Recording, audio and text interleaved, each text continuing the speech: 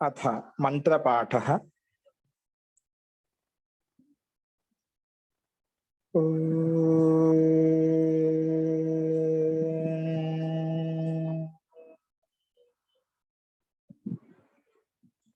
सहनाववतु सहनौ भुनक्तु सह वीर्यं करवावहै तेजस्विनावधीतमस्तु मा विद्विषावहै।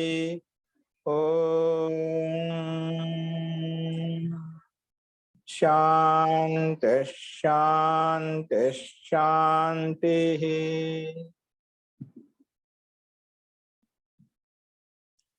सर्वेभ्यो नमः। अंदरिकी नमस्कारम अंडी।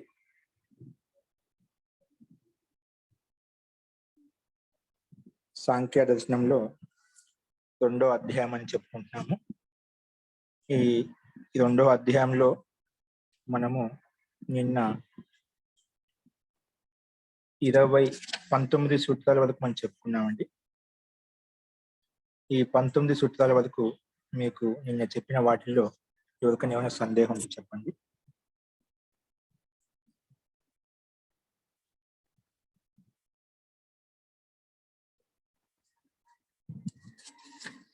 అస్తు ప్రకృతమనుసరామః। మనము ప్రకరణ ఏం చెప్పుకుంటున్నామంటే ప్రకృతికి కర్తృత్వ శక్తి ఉంది, అందువల్లనే ప్రకృతి కర్తృత్వ శక్తి ఉందిగా జీవాత్మకు ముక్తిని జీవాత్మకు భోగాలను కలుగజేస్తుంది। ప్రకృతి వల్లనే జీవాత్మకు ముక్తి కలుగుతుంది, ప్రకృతి వల్ల భోగాలు ఉత్పన్నమవుతున్నాయి కాబట్టి ప్రకృతి కర్త అని చెప్పాము। కానీ ఈ విషయంలో పూర్వపక్షి ఏం చెప్పారంటే లేదండి, ముక్తాత్మలకు స్వతహా ముక్తి కలుగుతుంది కాబట్టి కర్తృత్వ శక్తి ముక్తాత్మలకు లేదు, కేవలం బద్ధాత్మలకు మాత్రమే ప్రకృతి అనేది కర్తృత్వంగా ఉంటుంది అని ఆక్షేపించాడు। దానికి సమాధానంగా సిద్ధాంతి నా శ్రవణ మాత్రాత్ తత్ సిద్ధి అనాది వాసనాయా బలవత్వాత్ అని చెప్పి సమానం చెప్పాడు।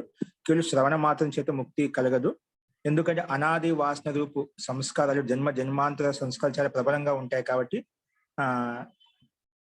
ఇద్దరికి కేవలం ముక్తాత్మకే కాకుండా బద్ధాత్మలకే కాకుండా ముక్తాత్మలకు కూడా ప్రకృతి యొక్క కర్తృత్వం ఉంటుంది। ఎందుకంటే ప్రకృతిని యథార్థంగా తెలుసుకున్నప్పుడే ముక్తి అనేది కలుగుతుంది ఆ జీవాత్మకు, కాబట్టి ప్రకృతికి కూడా కర్తృత్వం ఉందని చెప్పి స్వీకరించాలి అని చెప్పి సిద్ధాంతి ప్రస్తావించాడు। దానికి బహుభృత్యవత్వా ప్రత్యేకం అనే ఒక దృష్టాంతం చూపించాడు। ఏ విధంగా ఒక స్వామికి చాలా మంది నౌకరులు ఉంటారు, కానీ ఒక్కొక్క నౌకరు వాళ్ళ పని అయిపోయిన తర్వాత వెళ్ళిపోతూ ఉంటారు, కానీ ఎవరైతే ఉంటున్నారో వాళ్ళకు వేతనం ఇచ్చి వాళ్ళకి భోగాలను కల్పిస్తూ ఉంటారు। ఎవరైతే వెళ్ళిపోతారో అంటే పని పూర్తి అయిపోయిన వెళ్ళిపోతుంటారో వారిని కూడా సత్కరించి సన్మానించి పంపిస్తూ ఉంటారు అన్నమాట। ఆ రకంగా అక్కడ స్వామికి ఏ విధంగా పని అయిపోయిన వాళ్ళకి పని ఉన్న వాళ్ళకి ఏ విధంగా కర్తృత్వ శక్తి ఉందో అయిపోయిన వాళ్ళకు కూడా సన్మానం ద్వారా సత్కరించి పంపిస్తున్నాడు, కాబట్టి అక్కడ ఆ కర్తృత్వ శక్తి అక్కడ కూడా ఉంటుంది అని ఇక్కడ దృష్టాంతం చూపించారు। అలా చెప్పిన తర్వాత అంటే ప్రకృతికి కర్తృత్వం అనేది ముక్తాత్మలకు ఉంది, బద్ధాత్మలకు ఉంది। ప్రకృతి ద్వారానే ప్రకృతిని తెలుసుకునే జీవుని ముక్తుడు అవుతున్నాడు, అంటే మోక్షానికి వెళ్ళిపోతున్నాడు। అలాగే ఎవరైతే వైరాగ్యం లేదో అటువంటి వారు ఇక్కడే ఉండి సంసారంలో ఉండే భోగాలను అనుభవిస్తున్నారు అని ఇక్కడ సిద్ధాంతి ప్రస్తావించాడు అన్నమాట। అలా చెప్పిన తర్వాత మళ్ళీ పూర్వపక్షి ఆక్షేపించాడు, ప్రకృతి వాస్తవేచ ప్రకృతి అనేది వాస్తవంగా అన్నిటికీ జీవాత్మకు ముక్తిని ఇవ్వాలన్నా జీవాత్మకు భోగాన్ని అందచేయాలన్నా ప్రకృతి కారణమైనప్పుడు పరమాత్మ యొక్క కర్తృత్వం ఎక్కడ ఉంటుంది? కాబట్టి పరమాత్మ విషయంలో కర్తృత్వ శక్తి చిత్ సాన్నిధ్య కర్తృత్వం అని చెప్పి అంతకంటే ముందు కర్తృత్వ శక్తి చెప్పామంట। పరమాత్మకి కర్తృత్వ శక్తి ఉందని చెప్పుకున్నాం। సో పరమాత్మకి కర్తృత్వ శక్తి అనేది అధ్యాస మాత్రం, కల్పన మాత్రం, వాస్తవం కాదు।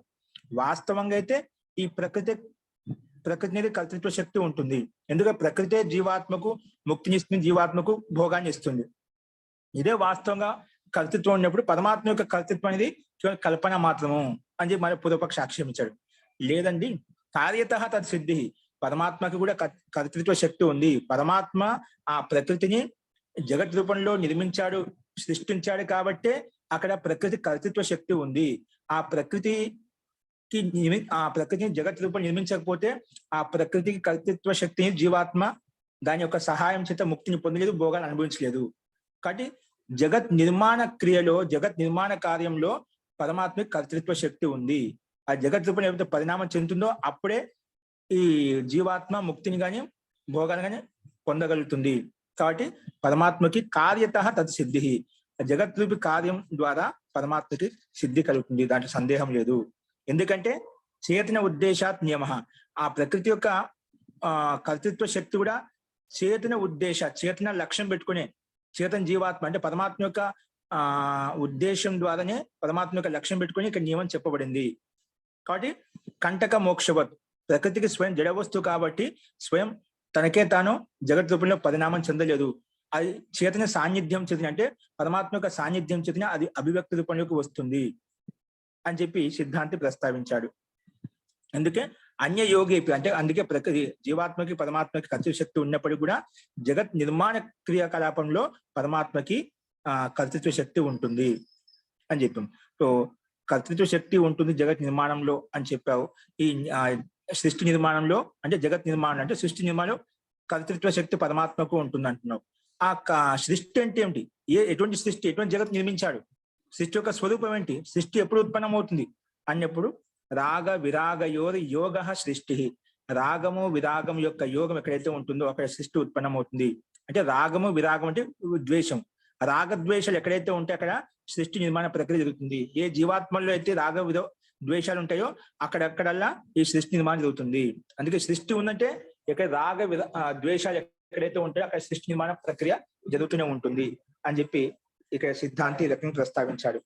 కాబట్టి అందుకే ఈ సృష్టి నిర్మాణం జరిగింది అని చెప్పాం. రాగ ద్వేషాలు ఎక్కడైతే ఉంటాయో అక్కడే ఈ సృష్టి నిర్మాణం జరుగుతుంది. సో సృష్టి నిర్మాణం ఏ రకం జరిగింది, దాని క్రమం ఏంటి అన్నప్పుడు దాని క్రమం చెప్పాడు. సృష్టి, ఆ సృష్టి అనేది మహదాది క్రమేణ పంచభూతానం, మహాతత్వం నుండి మొదలుకొని పంచభూతాల వరకు సృష్టి క్రమం ముందుకు చెప్పునే సంక్షేపంలో ఇక్కడ చూపించారన్నమాట. ఈ సృష్టి అనేది ఆత్మాతత్వ సృష్టి, ఆత్మ కళ్యాణం కోసం సృష్టి నిర్మించబడింది. అంతేగాని ప్రకృతికి కళ్యాణం కోసం కాదు, ఆత్మ కళ్యాణం కోసమే ప్రకృతి యొక్క నిర్మాణం జరిగింది. కానీ నా ఏషం ఆత్మార్థ ఆరంభ, కేవలము ప్రకృతి కోసం ఇది ఉత్పన్నం కాలేదు, ప్రకృతి అనేది ఆత్మ కోసం ఉత్పన్నమైంది అని చెప్పుకున్నాము. మరి దిక్కాలు ఆకాశాదిభ్య, దిశకు కాలానికి కూడా ఒక సత్తా ఉంది. అవి మరి ఎక్కడి నుంచి ఉత్పన్నమయ్యాయంటే దిశ అనేది కాలం అనేది ఆకాశం పంచభూతాల నుంచి ఉత్పన్నమయ్యాయి. ఈ పంచభూతాల అంతర్గతంలో వస్తాయి అని చెప్పి నీకు స్వతంత్ర అస్తిత్వం అంటూ ఏమి లేదు. ఏ విధంగా మహాతత్వం నుండి అహంకారం నుండి తన మాత్రలు ఏ విధంగా ఏర్పడ్డాయో అలాగా కాలము దిశ అని ఉత్పన్నం కాలేదు. ఇవి పంచభూతాల అంతర్గతంలో నిర్దేశించబడతాయి. కానీ విశేషంగా ఏ తత్వం ద్వారా ఉత్పన్నం కాలేదు అని సిద్ధాంతి ప్రస్తావించాడు. సరే, మళ్ళీ ఏం తయారైందంటే ఆ సృష్టి యొక్క మొట్టమొదటి తత్వం ఏం తయారైందంటే మహాతత్వం అని చెప్పాం. ఆ మహాతత్వం అంటే ఏమిటి అది చెప్తున్నాడు. అధ్యవసాయో బుద్ధి, అది నేను చెప్పిన నిన్న పాఠంలో. సరే, ఈ మహదాది క్రమంలో మహతత్వం నుంచి పంచభూతాలకు సృష్టి ఏర్పడని చెప్పావు కదా. సో మహదాది క్రమేణ ఆత్మార్థే పురుష ఉపకరణార్థే పురుష ఉపకరణార్థే దశమ ఏకాదశయో సూత్రయో సూచిత సా విపరీయతే. మనం ఇక్కడ ముందు చెప్పినాం కదా, మహత్తత్వం నుండి పంచభూతాల వరకు సృష్టి నిర్మించబడింది, పంచభూతాల వరకు అని చెప్పి వాటి గురించి ఇక్కడ విస్తృతంగా వివరంగా చెప్తున్నాం. ఒక్కొక్క తత్వాన్ని తీసుకొని ఒక్కొక్క మహాతత్వాన్ని తీసుకొని ఇక్కడ విశ్లేషిస్తున్నామట. అందులో మొట్టమొదటి తత్వము మూల ప్రకృతి నుండి మొట్టమొదటి తత్వం ఏం తయారైంది? మహాతత్వం. ప్రకృతి అనేది మహాన్ అంటే మహాతత్వము. మహాతత్వం అంటే బుద్ధి తత్వము. అధ్యవసాయో బుద్ధి, బుద్ధి అంటే నిశ్చయాత్మకమే, నిర్ణయిస్తున్నామట. అందుకే అధ్యవసాయ, నిశ్చయమైంది ఏంటి? బుద్ధి. దేని ద్వారా నిశ్చయం చేస్తాం దాన్ని బుద్ధి అంటాం. దేని ద్వారా తప్పేంటో ఒప్పేంటో తెలుసుకునే తత్వం ఏ దానిలో ఉంది? అది బుద్ధి తత్వంలో ఉంది. అందుకే నిశ్చయాత్మక జ్ఞానం ఎక్కడ ఉంటుంది? బుద్ధి తత్వంలో ఉంటుంది. అందుకే పురుష శరీరే అధ్యవసాయో అంటే నిశ్చయము. యతో భవతి, ఎక్కడి నుంచి ఉత్పన్నమవుతుందో తద్ధర్మ కర్మకం ఉపకరణం బుద్ధి ఉచ్యతే. అటువంటి ధర్మంతో యుక్తమైనటువంటి మహాతత్వము బుద్ధి అని చెప్పి చెప్పుకుంటాము. తత్కార్యం ధర్మాది, ఈ బుద్ధి తత్వంలో ఏ ధర్మాలు ఉంటాయంటే ఈ బుద్ధి తత్వంలో ధర్మము, జ్ఞానము, వైరాగ్యము, ఐశ్వర్యం ఉంటాయి. ఎందుకంటే ఈ బుద్ధితత్వం అనేది రజోగుణంతో యుక్తమైనప్పుడు ధర్మం పట్ల, వైరాగ్యం పట్ల, జ్ఞానం పట్ల, ఐశ్వర్యం పట్ల ప్రీతి కలుగుతూ ఉంటుంది. అదే బుద్ధితత్వం అంటే మహాతత్వము ఎప్పుడైతే రజోగుణంతో యుక్తమవుతుందో, తమో గుణంతో యుక్తమవుతుందో అధర్మం, అజ్ఞానం, అవైరాగ్యం, అనైశ్వర్యం పట్ల ప్రీతి కలుగుతుంది అని ఇక్కడ నిన్న ప్రస్తావించాము. మరి సరే, బుద్ధితత్వంలో ఈ ధర్మాలు ఉన్నాయి. మళ్ళీ బుద్ధితత్వం ద్వారా అంటే మహాతత్వం చెప్పాం. ఆ మహాతత్వం ద్వారా ఇంకేం ఏర్పడ్డాయి? మహాతత్వాత్ అహంకారం. ప్రకృతి మహాన్, మహతో అహంకారం. మహాతత్వం నుండి అహంకారం ఏర్పడింది. అంటే బుద్ధితత్వం నుండి అహంకారం ఏర్పడింది. అహంకారం అంటే ఏమిటి? అభిమానం చెప్పుకున్నా. అభిమానం అహంకార. ఈ పురుషుని శరీరంలో ఎక్కడ ఉంటుంది?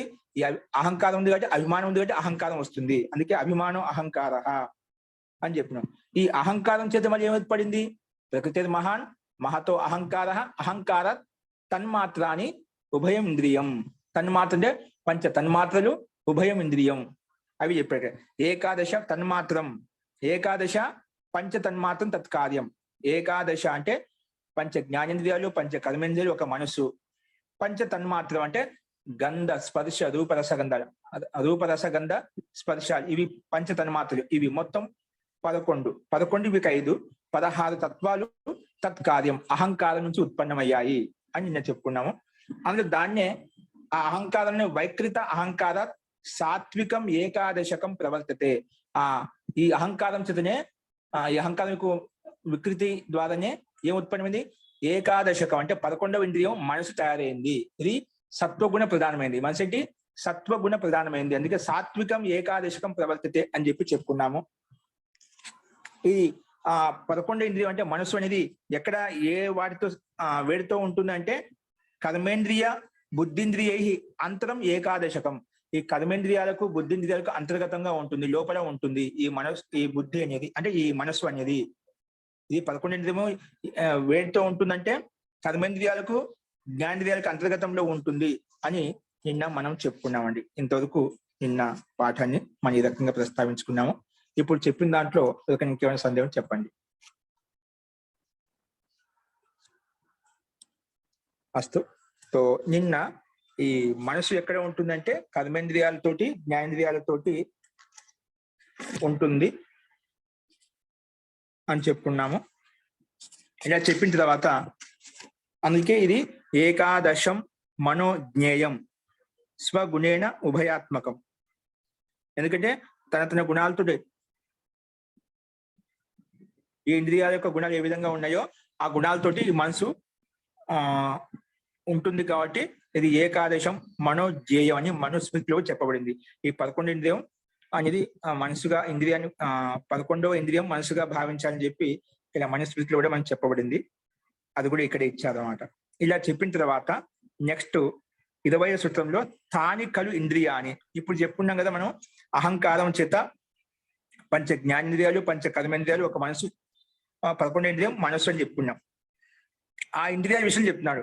ఈ ఇంద్రియాలు ఎక్కడి నుంచి ఉత్పన్నమయ్యాయి, ఇంద్రియాలు ఎక్కడి నుంచి ఉత్పన్నమయ్యాయి అనేది ఇప్పుడు మనం చెప్పుకోబోయే ప్రకరణం. అస్తు. ఇప్పుడు చూడండి, స్లైడ్ మీద కనిపిస్తుంది మీకు. చూడండి, నిన్నటి వరకు మనకు ముందు చెప్పుకున్నాం ప్రకృతి తత్వం, మూల ప్రకృతి మహాతత్వం ఏర్పడింది. అంటే మహాతత్వం బుద్ధితత్వం, మహాతత్వం బుద్ధితత్వం అంటాము. దీని యొక్క ధర్మాలు ఏంటంటే ఈ మహాతత్వం అనేది రజోగుణంతో యుక్తమైనప్పుడు ధర్మము, జ్ఞానం, వైరాగ్యం పట్ల ప్రీతి. అదే తమో గుణంతో యుక్తమైనప్పుడు అధర్మం, అజ్ఞానం పట్ల ప్రీతి కలుగుతుందని చెప్పాము. తర్వాత అహంకారం మహాతత్వం చేత అహంకారం ఏర్పడుతుంది. అహంకారం చేత పంచ తన్మాత్రలు, 11 ఇంద్రియాలు, జ్ఞానేంద్రియాలు, కర్మేంద్రియాలు, ఒక మనసు, ఇవి ఏర్పడతాయని చెప్పుకున్నాం. అలా చెప్పిన తర్వాత ఈ ఇంద్రియాలు ఎక్కడి నుంచి ఉత్పన్నమయ్యాయని మన ప్రశ్న వేశాయి. ఇక్కడ తాని కలు ఇంద్రియాని, ఇంద్రియాలు ఎక్కడి నుంచి ఉత్పన్నమయ్యాయి అవి చెప్తున్నమాట. అహంకారికత్వ శృతే నా భౌతికాని.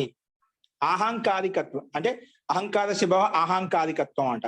అహంకారికత్వ శృతే, శృతులు చెప్పబడింది ఈ ఇంద్రియాలు అంటే పంచ జ్ఞానేంద్రియాలు, పంచ కర్మేంద్రియాలు ఎక్కడి నుంచి ఉత్పన్నమయ్యాయి. ఇంకా 11వ ఇంద్రియం మనసు ఎక్కడి నుంచి ఉత్పన్నమయ్యాయి అంటే అహంకారికత్వ. అహంకారం అంటే ప్రకృతి మహాన్, ప్రకృతి ద్వారా, మూల ప్రకృతి ద్వారా మహాతత్వం ఏర్పడింది. మహాతత్వం ద్వారా అహంకారం ఏర్పడి ఈ అహంకారం చేత ఇంద్రియాలు ఉత్పన్నమయ్యాయి అని చెప్పి ఇక్కడ చెప్పామట. ఆహంకారికత్వ శృతే, శృతిలో అంటే వేదంగా చెప్పబడింది. నా భౌతికాని, ఈ ఇంద్రియాలు ఏంటివి భూతాలతో ఉత్పన్నం కాలేదు. ఎక్కడి నుంచి ఉత్పన్నమై? అహంకారం అనే తత్వం చేత ఉత్పన్నమయ్యాయి. పంచభూతాలతో ఉత్పన్నగా అగ్ని, వాయు, ఆకాశం, జలంతో ఇవి ఉత్పన్నం కాలేదు. అందుకే ఆహంకారికత్వ శృతే నా భౌతికాని, ఈ ఇంద్రియములు అనేటివి పంచ జ్ఞానేంద్రియాలు, పంచ కర్మేంద్రియాలు ఇవి అహంకారం చేత ఉత్పన్నమయ్యాయి. అందుకే భౌతికాలు కావు, భౌతిక ఇంద్రియాలు కావు అని చెప్పి ఇక్కడ సిద్ధాంతి ఇక్కడ ప్రస్తావించామంట. అదే విషయాన్ని భాషను చూడండి. ఇంద్రియా భూత ఉపాదానకాని నా సంతి, భూత ఉపాదానకాని నా సంతి, భూత ఉపాదానకాని నా సంతి అంటే భూతాలతో ఉత్పన్నం కాలేదు. ఈ ఇంద్రియాలంటివి పంచ జ్ఞానేంద్రియాలు, పంచ కర్మేంద్రియాలు, మనసు అనేటివి భూతాలతో ఉత్పన్నం కాదంట. భూత ఉపాదానకాని నా సంతి. ఎందుకు? కారణం ఏంటంటే అహంకారికత్వ శృతే, ఎందుకంటే ఇవన్నీ అహంకారం చేత ఉత్పన్నమయ్యాయి, అహంకారం తత్వం చేత ఉత్పన్నమయ్యాయి అనే శృతే, శృతి ప్రమాణం, శృతిలో చెప్పబడింది అంటే వేదంలో చెప్పబడింది కాబట్టి. తేషాం అహంకార కార్యత్వ శ్రవణాత్, తేషాం అంటే ఇంద్రియాలను అహంకార్యత్వ శ్రవణం, అహంకారం చేత ఉత్పన్నమయ్యాయి అనే శ్రవణం ఉంది కాబట్టి మనకు ప్రత్యక్షంగా శృతిలో చెప్పబడింది కాబట్టి ఇవి అహంకారం చేత ఉత్పన్నమయ్యాయి, భూతాల చేత ఉత్పన్నం కాలేదు. అందుకే దీనికి ప్రమాణం ఏం చూపించాడు? ఏతస్మాత్ జాయతే ప్రాణో మనః సర్వేంద్రియాని చ, ఇది ముందుకోపనిషత్తుకు ప్రమాణం చూపించదు. ఏతస్మాత్ జాయతే, ఏతస్మాత్ అంటే ఇక్కడ అహంకారాత్ ఏతస్మాత్ అహంకారాత్ జాయతే ప్రాణః, ప్రాణము, మనః, సర్వేంద్రియాని, పంచ ఇంద్రియాలు, పంచ జ్ఞానేంద్రియాలు, పంచకర్మేంద్రియాలు ఇవన్నీ కూడా అహంకారం చేతనే ఉత్పన్నం అవుతాయి అని చెప్పి ఇది ముందుకోపనిషత్తు ప్రమాణంగా ఇది బ్రహ్మముని చూపించారు. అస్తు. ఏమర్థమైంది ఈ సూత్రంలో? అహంకారం చేత ఈ 11 ఇంద్రియాలు ఏర్పడ్డాయి, భూతాల చేత, పంచభూతాల చేత ఉత్పన్నం కాలేదు అని ఈ సూత్రం యొక్క అభిప్రాయం. నెక్స్ట్ చూడండి 21వ సూత్రము. ఇంద్రియాని నా భౌతికాని ఇది ఉచ్యతే. సరే, ఇంద్రియాలు భూతాల చేత ఉత్పన్నం కాలేదు, ఇంద్రియాని నా భౌతికాని, భౌతికాలు కాదు, భూతాల చేత ఉత్పన్నం కాలేదు, బాగానే ఉంది. పునః పురుషస్య మృతస్య అగ్ని వాగప్యేతి, వాతం ప్రాణశ్చ, చక్షు ఆదిత్యం, మనః చంద్రమసం, దిశ శ్రోత్రం, కథం తేషాం లయో భూతేషు ప్రతిపాద్యతే. మరి ఇవి ఈ ఇంద్రియాలు నువ్వు భౌతికాలు కావు అంటున్నావు, అహంకారం చేత ఉత్పన్నమయ్యాయి అంటున్నావు కదా.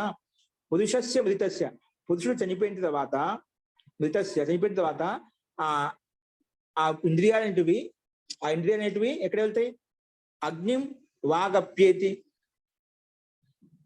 మృతస్య అగ్నిం వాగప్యేతి అంటే ఈ వాక్ అనేది అగ్నిలో కలిసిపోతుంది. ఇంద్రియం, వాగింద్రియం అనేది అగ్నిం వాగప్యేతి, అగ్నిలో వాగింద్రియం లయం అయిపోతుంది. అంటే నాశ కారణ, ఎవరి నాశనం అయిపోతే తన కారణంలో విలీనం అయిపోతాయన్నమాట. ఎందుకంటే సంయోగం చేత ఉత్పన్నమైగా తన కారణంలో విలీనం అయిపోతాయి. మిట్టితో కుండ తయారైంది, కుండ పడిపోయినప్పుడు తన మళ్ళీ మిట్టిలో కలిసిపోతుంది. అలాగా ఏవైతే ఉత్పన్నమయ్యో తన కారణంలో విలీనం అయిపోతాయి. అందుకే నాశ కారణలయ, ఏవైతే నాశనం అయిపోతుందో అది దాని కారణంలో విలీనం అయిపోతుంది. ఆ రకంగా చెప్తున్నాడు ఇక్కడ. సో పురుషస్య మృతస్య, చనిపోయిన జీవాత్మ అంటే పురుషస్య మృతస్య అంటే చనిపోయిన శరీరం యొక్క ఇంద్రియాలు ఏవైతే ఉన్నాయో, మృతస్య శరీరస్య అంటే పురుషస్య అగ్నిం వాగప్యేతి, అగ్నిలో వాగింద్రియం కలిసిపోతుంది, లీనమైపోతుంది. వాతం ప్రాణశ్చ, మనలో ఉండే ప్రాణవాయువు అనేది, ప్రాణం అనేది వాతంలో వాయువులో కలిసిపోతుంది. చక్షు, కళ్ళు అనేది ఆదిత్యం, ఆదిత్యంలో అంటే సూర్యునిలో కలిసిపోతాయి. మనః చంద్రమసం, మన మనసు చంద్రమసంలో కలిసిపోతుంది. దిశ అనేది శ్రోత్రం అనేది దిశ, మన శ్రోత్రంలో ఏంటివి శ్రోత్రేంద్రియం అనేది దిశలో కలిసిపోతుంది. ఇక్కడ ఈ రకంగా అన్ని ఇంద్రియాలు, ఇది అగ్నిలో కలిసిపోతుంది, వాయువులో కలిసిపోతుంది, సూర్యునిలో కలిసిపోతుంది, చంద్రమాలో కలిసిపోయి, ఇవన్నీ భూతాలు కదా, భూతాలు కలిసిపోతున్నాయి కాబట్టి భూతాలతో ఉత్పన్నమైన స్పష్టంగా ఇక్కడ చెప్పబడింది. మళ్ళా ఇలా చెప్పబడిన తర్వాత కూడా నువ్వు అహంకారం చేత ఉత్పన్నమయ్యాయి, భౌతికాలు కాదు ఎందుకు అంటున్నావు?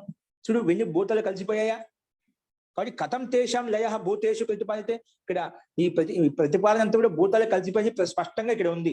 బృహదారణ్యకోపనిషత్తులో పురుషస్య మృతస్య అగ్నిం వాగప్యేతి, అగ్నిలో వాగింద్రియం అనేది అగ్నిలో కలిసిపోతుంది. వాతం ప్రాణశ్చ, ప్రాణం అది వాతంలో అంటే వాయువులో కలిసిపోతుంది, అంటే వాయుభూతంలో కలిసిపోతుంది. సూర్యునిలో నేత్రంలో కలిసిపోతాయి, చంద్రునిలో మనసు కలిసిపోతుంది. అలాగా అన్ని పంచభూతాల్లోనే కలిసిపోతున్నాయి అని చెప్పి ఇక్కడ ప్రత్యక్షంగా ప్రతిపాదించబడింది. నువ్వేమంటున్నావు అంటే సిద్ధాంతాలు ఆక్షేపిస్తున్నావట. నువ్వేమో పంచభూతాలతో ఉత్పన్నం కదా, అహంకారం చేత ఉత్పన్నమయ్యా అంటున్నావు. ఇక్కడ అన్ని పంచభూతాల్లో లీలమయ్యని చెప్పి ఇక్కడ మనకు బృహదారణ్యక ఉపనిషత్తు చెప్తున్నావట అని చెప్పి ఇక్కడ ప్రశ్నించాడు. అట్లా వచ్చి దీనికి సమాధానంగా సిద్ధాంతం చెప్తున్నాడు. ఏంటి? దేవతాలయ శృతి నా ఆరంభకస్య. ఇక్కడ దేవత అంటే దేవతలు, అంటే జయ దేవతల్లో లీనమైపోయి అగ్నిదేవత, వాయుదేవత, చంద్రమా దేవత, సూర్య దేవత, ఈ దేవతలు దేవతలు లయమైపోయి చెప్పాం కానీ శృతి చెప్తుంది కానీ, ఇక వేదం చెప్తుంది కానీ దాని చేత ఉత్పన్నమయ్యని చెప్పలే కదా. మేమేమంటున్నాము? వీటి చేత ఉత్పన్నం కాలేదు. ఈ భూతాల చేత ఈ జ్ఞానేంద్రియాలు, కర్మేంద్రియాలు, మనసు ఉత్పన్నం కాలేదు, లీనమైపోతే. అక్కడ నువ్వు చెప్పే ఆక్షేపం ఎలా ఉంది? అక్కడ ఈ దేవతల్లో అంటే జడ దేవతల్లో లీనమైపోతాయి, అంతేగాని ఉత్పన్నం అవుతున్నాయని చెప్పి శృతి చెప్పడం లేదు. లీనం అవుతాయి, అందులో కలిసిపోతాయని చెప్తున్నాడు. కలిసిపోతే దాని సమస్య ఉంది. దాంట్లో ఉత్పత్తి విషయం చెప్పాను నేను, కాబట్టి అది చెప్తాను. దేవతాలయ శృతి నా ఆరంభకస్య. ఈ శృతి అనేది వేద ప్రమాణం. అది ఆ దేవతలు, జయ దేవతల్లో, సూర్యునిలో, వాయువులో, అగ్నిలో కలిసిపోతున్నది. అది లయ, కేవలము లయ విషయం చెప్పింది కానీ ఉత్పత్తి విషయం చెప్పలేదు. నా ఆరంభకస్య, వీళ్ళు ఉత్పన్నమయ్యాయని చెప్పి చెప్పడం లేదు. అదే విషయం చెప్పాడు కింద భాష. చూడండి, అజ్ఞాది దేవతాసు, అజ్ఞాది అగ్ని, వాయువు, సూర్యుడు, చంద్రమ, ఇవి ఏవైతే ఉన్నాయో అజ్ఞాదిషు దేవతాసు ఖలు ఇంద్రియానం లయ ప్రదర్శిక శృతి ఏష. ఆ ఇంద్రియాలు ఏంటివి? అగ్నిలో, వాయువులో, ఇవన్నీ సూర్యునిలో, చంద్రులో కలిసిపోతే లయం అయిపోతుందని చెప్పి శృతి ఇక్కడ చెప్పబడింది అన్నమాట. లయ ప్రదర్శిక శృతి ఏష నాహి ఆరంభకత్వస్య. ఇవి వాడి చేత ఉత్పన్నమయ్యాయని చెప్పడం లేదు, అందులో లీనమయ్యాయి, లయమైపోయాయి, కలిసిపోయాయని అర్థం చెప్తున్నా అంతే. కానీ నా ఆరంభకస్య నాహి ఆరంభకత్వస్య, ఇవన్నీ ఉత్పన్నమయ్యాయి అని చెప్పడం లేదు, కానీ సందేహం లేదు దాంట్లో. కాబట్టి నా ఉత్పాదకత్వం భూతానం అత్ర లక్ష్యతే. అందుకే ఈ భూతాల చేత ఈ ఇంద్రియాలు ఉత్పన్నమయ్యాయని చెప్పి మనకు ఇక్కడ ఉపలబ్ధం కావడం లేదు. అందులో లీనమయ్యాయి, కాలంలో లీనమయ్యాయి అని చెప్పి చెప్తున్నాయి, అంతవరకే తీసుకోవాలి. నా ఉత్పాదకత్వం భూతానం అట్లా ఉత్పాదకత్వం నా లక్ష్యతే. ఈ భూతాలతో ఉత్పన్నమయ్యని చెప్పి ఇక్కడ లక్షితం కావడం లేదు, స్పష్టం కావడం లేదు. కాబట్టి కేవలము లయహలో అంటే కలిసిపోయే అంతవరకు మాత్రం తీసుకోవాలి అని చెప్పి సిద్ధాంతి ఇది చెప్పాడు. కాబట్టి స్పష్టం హి అత్ర, ఇక్కడ స్పష్టంగా చెప్పబడింది. చంద్ర దిక్ నామతో దేవత్వం, చంద్ర దిక్ నామతో దేవత్వం ఏషాం లయస్థానానాం అంటే ఇవి లయస్థానాలు. అంటే చంద్రమాలో, సూర్యునిలో, దిశలో, ఇవన్నీ చెప్పాము. సూర్యునిలో, చంద్రమాలో అని చెప్పి ఇవి తేషాం లయ స్థానం, వీటి స్థానంలో లయమైపోయాయి, లీనమైపోయాయి, అంతవరకు తీసుకోవాలి. నాహి చంద్ర దిక్ పంచభూతేషు స్థః, నాహి చంద్రో దిక్ వా పంచభూతేషు స్థః, ఇవన్నీ పంచభూతాలతో ఉత్పన్నం కాలేదు. కాబట్టి అక్కడ అందుకే ఇంద్రియాలు ఏంటివి? భూతాల చేత ఉత్పన్నం కాలేదు, అహంకారం చేత ఉత్పన్నమయ్యాయి అని చెప్పి సిద్ధాంతి ఈ రకం కూడా స్పష్టంగా ప్రతిపాదించాడు. అస్తు, ఇలా చెప్పిన తర్వాత దేవతాలయ శృతి, ఈ జడ దేవతల్లో లీనమైపోతాయి, నాహి ఆరంభకస్య అని చెప్పిన తర్వాత వాటితో ఆరంభం కావడం లేదు, ఉత్పత్తి కావడం లేదు చెప్పిన తర్వాత మళ్ళీ పూర్వపక్షి ఇంకో రకంగా ఆక్షేపిస్తున్నాడు ప్రశ్నకర్త సిద్ధాంతిని. ఏ విధంగా ఆక్షేపిస్తున్నాడు? ఇది ఇంద్రియాని నా భౌతికాని, ఇంద్రియాలు భౌతికాలు కావు అంటున్నావు. భూతేభ్యో నా ఉత్పన్నాన్ని, ఈ భూతాల చేత ఉత్పన్నం కాలేదు, భౌతికాలు కావు, భూతం పంచభూత ఉత్పన్నం కాలేదు. అప్పుడు తాని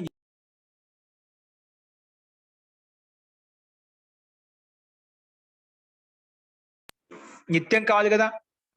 అవన్నీ కూడా ఇప్పుడు ఇంద్రియాలు ఏంటివి? భౌతికాలు కావు అంటున్నావు, అవి ఉత్పన్నం కాలేదు అంటున్నావు. భూతేభ్యో నా ఉత్పన్నాన్ని, భూతాల చేత ఉత్పన్నం కాలేదు అంటున్నావు. అటువంటి అప్పుడు తాని నిత్యాన్ని మన్యేదని, అవి నిత్యంగా ఉండాలి కదా, శాశ్వతంగా ఉండాలి కదా. కుతో అనిత్యాన్ని తాని, అవి ఎందుకు అనిత్యం అయిపోతున్నాయి, ఎందుకు నాశనం అవుతున్నాయి? ఇది ఆకార్యం ఉచ్యతే.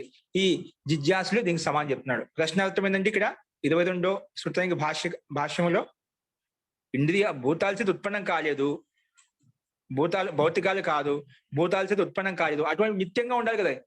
ఈ పంచ జ్ఞానేంద్రియాలు పంచ కర్మేంద్రియాలు నిత్యంగా ఎందుకు నిత్యంగా ఉండటం లేదు? ఎందుకు నష్టమైపోతున్నాయి? ఎందుకు నాశనం అయిపోతున్నాయి? ఎందుకు అందులో స్థిరత్వం లేదు? అవన్నీ నిత్యంగా ఉండాలి కదా అని పూర్వపక్ష ఆక్షేపించాడు.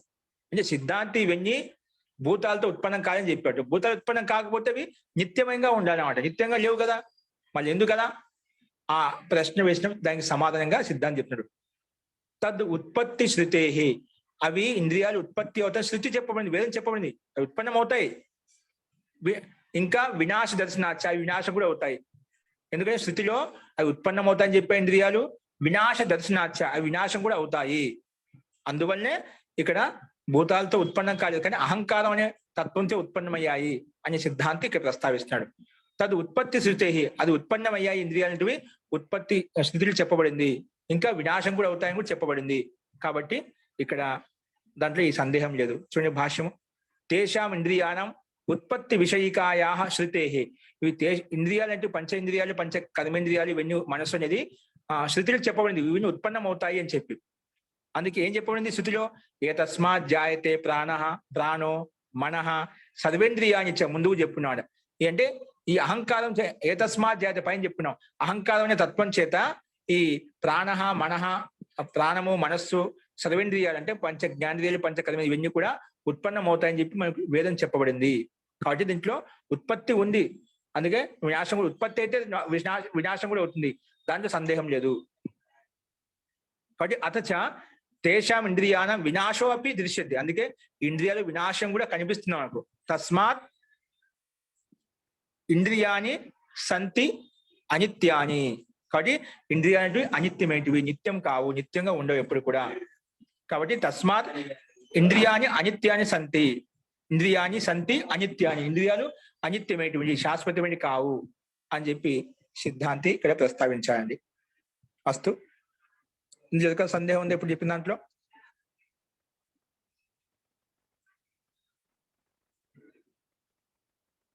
పైన ఇంద్రియాలు అంటే భూతాలతో ఉత్పన్నం కాలేదు, అహంకారం చేత ఉత్పన్నమయ్యాయి అని చెప్పాం. ఇప్పుడు అహంకారం చేత ఉత్పన్నమయ్యాయి అయినప్పుడు ఇవి భూతాల్లో కలిసిపోతున్నాయి ఎందుకు చెప్పామంటే, అగ్నిలో కలిసిపోతుంది, ప్రాణంలో కలిసిపోతుంది, సూర్యుడిలో చంద్రంలో ఇవి ఇంద్రియాలు కలిసిపోతాయని చెప్పాం కదా. అది ఎందుకు అలా చెప్పబడింది అన్నప్పుడు దేవతాలయ, ఇవన్నీ జడ దేవతల్లో లీనమైపోతాయి అంతవరకు తీసుకోవాలి శృతి. ఇక్కడ వేదం చెప్పబడింది. నాహి ఆరంభకస్య, అవి ఉత్పన్నం కావడం లేదు వాటి చేత, అందుకే దాని సందేహం లేదు. ఎందుకంటే అవి ఉత్పన్నమవుతాయి నష్టమవుతాయి అని చెప్పి మనకు తదు ఉత్పత్తి శృతే వినాశ దర్శనాచ్య, ఉత్పన్నమవుతాయి నష్టమవుతాయి మన శృతి వేదం చెప్పబడింది. కాబట్టి అవి అనిత్యం కాదు, నిత్యం కాదు, అనిత్యమైనవి ఇంద్రియాలు అనేవి నాశనం అవుతాయి కాబట్టి, నష్టమవుతాయి కాబట్టి అని చెప్పి ఈ సిద్ధాంతి ఈరోజు ప్రస్తావించాడు. అలా చెప్పిన తర్వాత నెక్స్ట్ అతీంద్రియం ఇంద్రియం భ్రాంతానం అధిష్టానే. ఇప్పుడు అటువంటిప్పుడు ఇంద్రియాలు అతీంద్రియం ఎందుకు అంటాం? ఇంద్రియాలు అతీంద్రియం ఎందుకు చెప్పాలి? ప్రత్యక్షంగా ఉత్పన్నం అవుతాయంటున్నావు, నష్టం అయిపోతాను, అందుకే అతీంద్రియం అని చెప్పవు. ఇంద్రియ అతీంద్రియములు అంటావు కదా, మనకి ప్రత్యక్షం కనిపిస్తున్నాయి ఇంద్రియాలు, మనకు ప్రత్యక్షం కనిపిస్తున్నాయి కదా, పంచేంద్రియాలు పంచ కర్మేంద్రియాలు ఇవన్నీ, అందుకే అతీంద్రియం ఇంద్రియం. అలా ఎవరైతే అంటారో భ్రాంతానం అధిష్టానే, భ్రాంత వ్యక్తులు అలా ఆలోచిస్తున్నారు. వాస్తవంగా ఇంద్రియాలు అతీంద్రియములు, ఇంద్రియం అతీంద్రియం, ఇంద్రియ అతీంద్రియాలే. అతీంద్రియం అతీంద్రియం ఇంద్రియం, ఇంద్రియాలు అతీంద్రియంగా ఉంటే సూక్ష్మంగా ఉంటాయి. ఆ మాట పొదుపక్షి ప్రస్తావించి దానికి సమానం చెప్తున్నాడు. కింద చూసిన భాష్యం చేత ఇంద్రియం అతీంద్రియం, ఇంద్రియాలు అంటే మనకి ఏవైతే ఉన్నాయో అతీంద్రియం అంటే సూక్ష్మంగా ఉంటాయి. చక్షురాది ఇంద్రియం ఖలు అతీంద్రియం తద్ భిన్నేన కేనచిదపి ఇంద్రియేన నా ఉపలభ్యం. మన ఇంద్రియాలు మన ఏవైతే ఉన్నాయో వేరే ఇంద్రియం చేత తెలుసుకోవాల్సిన అవసరం లేదు. మన పంచ జ్ఞానేంద్రియాలు కళ్ళు ముక్కు నాకు చెవులు ఏవైతే ఉన్నాయో ఇవన్నీ చక్షురాది ఇంద్రియం కలు అతీంద్రియం, ఇవి కళ్ళు చెవులు ఇవన్నీ ఏవైతే ఉన్నాయో ఇవన్నీ అతీంద్రియములు. తద్ భిన్నేన కేనచిత్ ఇంద్రియేన నా ఉపలభ్యం, ఆ ఇంద్రియం చూడడం కోసం వేరే ఇంద్రియం చేత చూడాల్సిన అవసరం లేదు, నా ఉపలభ్యము. ఎందుకు? అధిష్టానే భ్రాంతానం గోళకే అంటే గోళకాత్మన కలు ఇంద్రియం మంతవ్యం భ్రాంతానంతో నా వస్తుత. ఇక అంటే ఇవి మనకు కనిపించేటువంటి గోళకాలు ఇంద్రియాలని చెప్పి పూర్వపక్షికి అభిప్రాయం అన్నమాట. మనకు ఈ కళ్ళు కనిపిస్తున్నాయి, చెవులు కనిపిస్తున్నాయి, ఇవి కనిపించే గోళకాలే ఇంద్రియాలు అనుకుంటాం, కానీ ఇంద్రియాలు కావు. వాటి లోపల ఒక చక్షుంద్రియంలో ఒక శక్తి ఉంది, శ్రోత్రింద్రియంలో అంతర్ముఖం ఒక ఇంద్రియం ఉందన్నమాట. అవి వాస్తవంగా అవి ఇంద్రియాలు, పైన కనిపించే ఇంద్రియాలు కావు. అవి కేవలం శరీరం యొక్క గోళకాలు మాత్రమే. అది ఇప్పుడు గోళకే అంటే గోళకాత్మన ఒక స్వరూపంలో, గోళక రూపంలో అంటే గుండ్రంగా ఒక ఆకృతి విశేషంలో గోళకే అంటే గోళకాత్మన కలు ఇంద్రియం మంతవ్యం. అవి కేవలం గోళకాలు మాత్రమే. చక్షుంద్రియ కావచ్చు, శ్రోత్రేంద్రియములు కావచ్చు, ఏవైనా కావచ్చు, ఇవన్నీ గోళకాలు మాత్రమే. భ్రాంతానంతో భ్రాంతానం నాతో వస్తుత. ఈ భ్రాంత్ వ్యక్తి ఎవరుతున్న వారికే ఇంద్రియాలు కనిపిస్తాయి, కానీ వాటి లోపల ఉన్నటువంటి సూక్ష్మ శక్తి ఏ ఇంద్రియాలకైతే ఉందో అవి అతీంద్రియములు, అవి అనుభూతి ద్వారా తెలుస్తాయి. ఇప్పుడు మనకు కొన్ని ఇంద్రియాల ద్వారా మనకు అర్థం అనుభూతిని పొందాం, అవి స్వయంగా అనుభవం ద్వారా మనకు తెలుస్తుంది అన్నమాట. అందుకే ఇంద్రియాలు అతీంద్రియములు. ఈ నేత్రేంద్రియములకు చూసేటువంటి శక్తి సామర్థ్యం లోపల సూక్ష్మంగా ఉంటుంది, అలాగే చెవులకు కూడా అట్లా సూక్ష్మ శక్తి లోపల ఉంటుంది. అందుకే ఇంద్రియాలు అతీంద్రియములు. కానీ ఈ కనిపించే గోళకాల ఇంద్రియాలు ఎవరైతే ఉంటుందో వాళ్ళు భ్రాంత వ్యక్తులు, అయితే భ్రాంతియుక్తంగా ఉన్నదో అటువంటి వాళ్ళు మాత్రమే దీన్ని ఇంద్రియాలుగా భావిస్తున్నారు.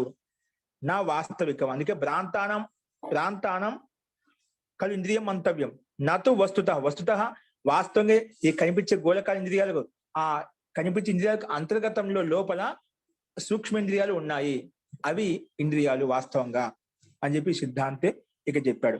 అతీంద్రియం ఇంద్రియము, భ్రాంతానం అధిష్టానం. భ్రాంతి వ్యక్తులు ఇవి ఇంద్రియాలు అంటున్నారు, కానీ వాస్తవంగా అంతర్ముఖంగా అంటే చక్షుంద్రియ లోపల, శ్రోత్రేంద్రియం లోపల సూక్ష్మంగా ఉన్నటువంటి ఇంద్రియములే అతీంద్రియములు అని చెప్పి సిద్ధాంతం ఇక్కడ ప్రస్తావించండి.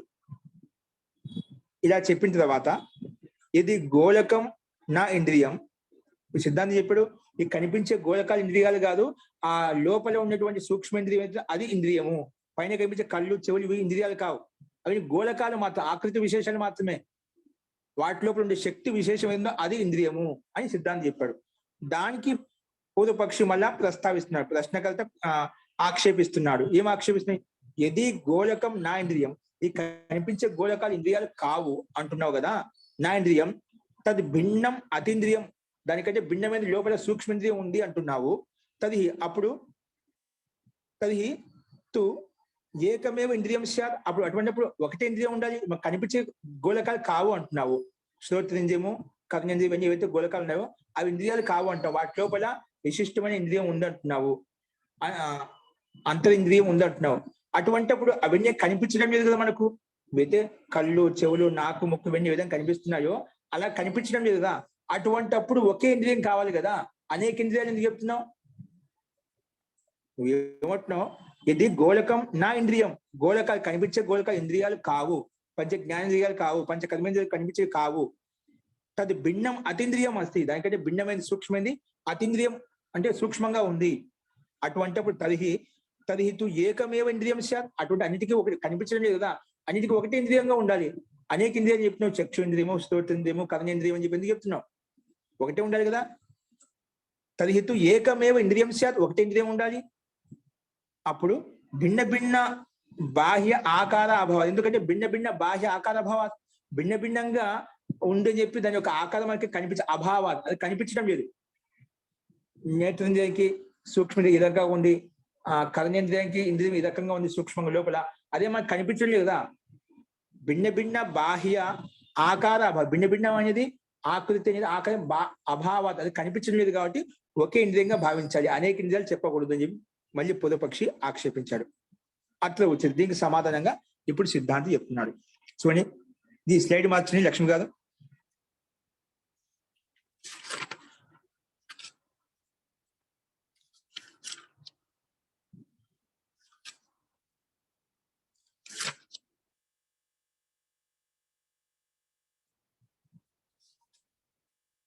ఇలా చెప్పిన తర్వాత చూడండి, దీన్ని పక్కపై తిప్పండి. శక్తి భేదేపి భేద సిద్ధో నా ఏకం, శక్తి భేదే అపి భేద సిద్ధో నా ఏకం. సిద్ధాంతం చెప్తున్నాడు, పూర్వపక్షం ఏమంటున్నాడు ప్రశ్నకర్త, అటువంటప్పుడు ఒకే ఇంద్రియంగా భావించాలి, అనేక ఇంద్రియాలు చెప్పకూడదు. ఎందుకంటే ఇవి కనిపించే గోళకాలు ఏవైతే ఉన్నా వాటి ఇంద్రియాలుగా స్వీకరించడం లేదు నువ్వు. అంటే లోపల సూక్ష్మేంద్రియం ఉంది అంటున్నావు, అది కనిపించడం లేదు. కనిపించేది అంతా ఏం లేదు కాబట్టి ఒకటేగా భావించి అనేకంగా చెప్పవద్దు అని చెప్పి సిద్ధాంతిని ఆక్షేపిస్తున్నాడు పూర్వపక్షి. దానికి సిద్ధాంతి సమానం చెప్తున్నాడు ఏంటి? శక్తి భేదే అపి భేద సిద్ధవు. శక్తి అంటే లోపల ఆ నేత్రేంద్రియాలకు లోపల శక్తి భిన్నంగా ఉంది, శ్రోత్రేంద్రియములకు శక్తి భిన్నంగా ఉంది, నాసికా ఇంద్రియములకు శక్తి భిన్నంగా ఉందన్నమాట, జిహ్వేంద్రియములకు శక్తి భిన్నంగా ఉందన్నమాట. అట్లా శక్తి భేదే అపి భేద సిద్ధవు. శక్తి భేదంగా ఉన్నప్పుడు దానికి భేద సిద్ధి కనిపిస్తుంది. నా ఏక, అందుకే ఒకటి కాదు, ఒక్కొక్క ఇంద్రియం యొక్క శక్తి ఒక్కొక్క విధంగా ఉంటుంది. అందుకే నా ఏకం. శక్తి భేదే అపి, శక్తి భిన్నంగా ఉన్నప్పుడు భేద సిద్ధం, అందుకే భేద సిద్ధి కలుగుతున్నాడు. భిన్న భిన్నంగా ఉండే సిద్ధి కలుగుతుంది. నా ఏకం, ఒకటి కాదు ఇంద్రియము. నువ్వు అంటే ఒకే ఇంద్రియము కనిపించలేదు అని అంటున్నావు కదా, లేదండి, కనిపించకపోయినప్పటికీ కూడా వాటి యొక్క శక్తి భిన్న భిన్నంగా ఉంది. చక్షుంది నేత్రేంద్రియం యొక్క శక్తి భిన్నంగా ఉంది, శ్రోత్రేంద్రియం యొక్క శక్తి భిన్నంగా ఉంది, నాసికా ఇంద్రియం యొక్క శక్తి భిన్నంగా ఉంది. కాబట్టి శక్తి భిన్న భిన్నంగా ఉంది కాబట్టి నా ఏకం, ఒకటి కాదు అని చెప్పి సిద్ధాంతి ఇక్కడ 24వ సూత్రంలో ప్రస్తావించాడు. చూడండి, అపితు శక్తి భేదే సతి, అపితు శక్తి భేదే సతి, శక్తి భేదే సతి చాలా ముందుకు వెళ్ళిపోయారండి. శక్తి భేదే సతి భాషను చూడండి ఇక్కడ.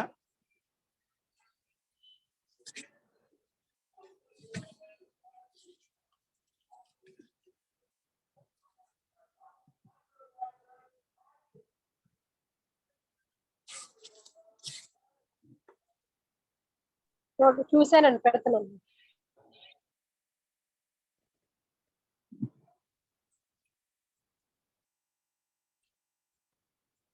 శక్తి భేదే అపి భేద సిద్ధో నా ఏకం. చూడండి భాషను చూడండి. అపితు శక్తి భేదే సతి, శక్తి భిన్నంగా ఉన్నప్పుడు కూడా గంధ గ్రహణ శక్తి, గంధ గుణంలో అంటే నాసిక యొక్క గుణం ఏంటి? గంధం. నాసిక యొక్క పని ఏంటి? వాసన చూడమంట. అందుకే గంధ గ్రహణ శక్తి, జిహ్వాకి రస గ్రహణ శక్తి, నాలుకకు రసాన్ని గ్రహించే శక్తి, నేత్రములకు రూపాన్ని గ్రహించే శక్తి, త్వచాకి స్పర్శ గ్రహణ శక్తి, శబ్దానికి శబ్ద గ్రహణ శక్తి, శబ్ద గ్రహణ శక్తి భిన్నంగా ఉంటుంది అన్నమాట. కానీ సంకల్ప ధారణ శక్తి ఇత్యవం, ఈ సంకల్ప ధారణ శక్తి, ఈ ఇంద్రియాల్లో శక్తి అన్నిటి భిన్న భిన్నంగా ఉంది. గంధగ్రహణ శక్తి భిన్నమైంది, రసగ్రహణ శక్తి భిన్నంగా ఉంది, రూప గ్రహణ శక్తి భిన్నంగా ఉంది, స్పర్శ గ్రహణ శక్తి భిన్నంగా ఉంది, శబ్ద గ్రహణ శక్తి భిన్న భిన్నంగా ఉన్నాయి కదా. కాబట్టి ఇవి కనిపించకపోయినటువంటి శక్తి భిన్న భిన్నంగా ఉంది కాబట్టి నా ఏకం, అనేక ఇంద్రియ, ఒకే ఇంద్రియం కాదు అనేక ఇంద్రియాలు. అందుకే సంకల్ప ధారణ శక్తి ఇత్యవం శక్తి భేద శక్తి, శక్తి భిన్నంగా ఉన్నప్పటికీ కూడా వారి సంకల్ప ధారణ శక్తి భిన్నంగా ఉందని, శక్తి భిన్న భిన్నంగా ఉంది. అందుకే శక్తి భేద సతి తేషాం ఇంద్రియానం భేద సిద్ధం. అందుకే ఆ ఇంద్రియ భేద సిద్ధి మనకు స్పష్టమవుతుంది. మనకి కనిపించకపోయినప్పటికీ కూడా లోపల అంతర్ముఖంగా ఉండే ఇంద్రియాలు, సూక్ష్మంగా ఉండే ఇంద్రియాలు శక్తి భిన్న భిన్నంగా ఉంది కాబట్టి భేద సిద్ధి కనిపిస్తుంది. ఇంద్రియానం భేద సిద్ధం, ఇంద్రియాల యొక్క భేదం సిద్ధి, ఇంద్రియం యొక్క సిద్ధి మనకు భిన్న భిన్నంగా ఉందని చెప్పి స్పష్టమవుతుంది. కాబట్టి సత్యం ఇంద్రియం ఏకం నాస్తి. కాబట్టి ఈ రకంగా భేద సిద్ధవు సత్యం, భేద సిద్ధి భిన్న భిన్నంగా ఉన్నది కాబట్టి నా ఏకం, ఇంద్రియం ఏకం నాస్తి, ఒకే ఇంద్రియం కాదు. పూర్వపక్ష ఆక్షేపించేదా? అప్పుడు ఇంద్రియాలు అనేటివి నువ్వు కనిపించే గోళకాలు ఇంద్రియాలు కావు అంటున్నావు కదా. లోపల సూక్ష్మంగా ఉండేదే ఇంద్రియం ఉన్నప్పుడు అవి కనిపించే కాబట్టి ఒకటే ఇంద్రియంగా భావించాలి. ఏంటి ఒకే ఇంద్రియంగా భావించడానికి లేదు. ఇవి వాటి యొక్క ఇంద్రియాల యొక్క శక్తి అన్ని పంచ జ్ఞానేంద్రియాల యొక్క శక్తి భిన్న భిన్నంగా ఉంది.